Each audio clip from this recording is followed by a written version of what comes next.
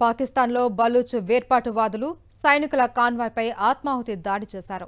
ఈ దాడిలో 10 మంది సైనికులు దుర్మరణం పాలయ్యారు.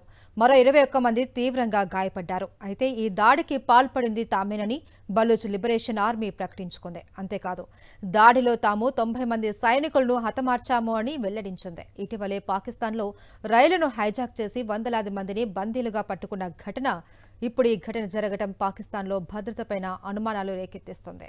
పాకిస్తాన్లో సైనికులు ప్రయాణిస్తున్న మిలిటరీ కాన్వాయ్పై ఆత్మాహుతి బాంబు దాడి జరిగింది. బలూచిస్తాన్లోని నోష్కీలో ఈ పేలుడు చోటు చేసుకుంది. బులోచ్ లిబరేషన్ ఆర్మీ BLAకు చెందిన ఫిదాయి యూనిట్ మజీద్ బి గ్రేడ్ నోష్కీ సమీపంలోని పాక్ మిలిటరీ కాన్వాయ్ ని లక్ష్యంగా చేసుకుని దాడి చేసింది. పాకిస్తాన్ ఆర్మీ క్వెట్టా నుంచి టఫ్తాన్ కు వెళ్తూ ఉండగా వేర్పాటువాదులు దాడికి పాల్పడ్డారు. ఇరాన్ సరిహద్దుకు సమీపంలో ఓ కారు బాంబు వచ్చి కాన్వాయ్ ని ఢీకొట్టిందని నోష్కీకి చెందిన పోలీసు అధికారి తెలిపారు.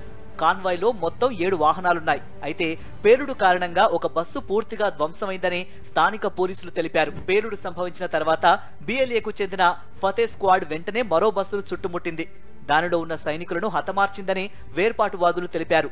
ఈ పేలుడు అనంతరం జరిపిన కాల్పుల్లో 90 మంది సైనికులను చంపేశామని బులోచ్ లిబరేషన్ ఆర్మీ స్థానిక మీడియా సంస్థకు మెయిల్ పంపింది.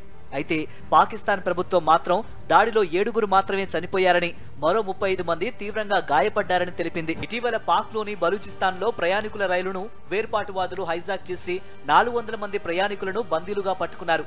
ప్రయాణికులను బందీలుగా మార్చి పలువురు ప్రాణాలు తీశారు. ఈ ఘటన జరిగిన అతి కొద్ది కాలంలో మరో దాడికి పాల్పడ్డారు. పాకిస్తాన్లో బలోచ్ వేర్పాటువాదులు జరుపుతున్న దాడుల్లో ఈ ఏడాది ఇప్పటి వరకు 130 మంది ప్రాణాలు కోల్పోయారు.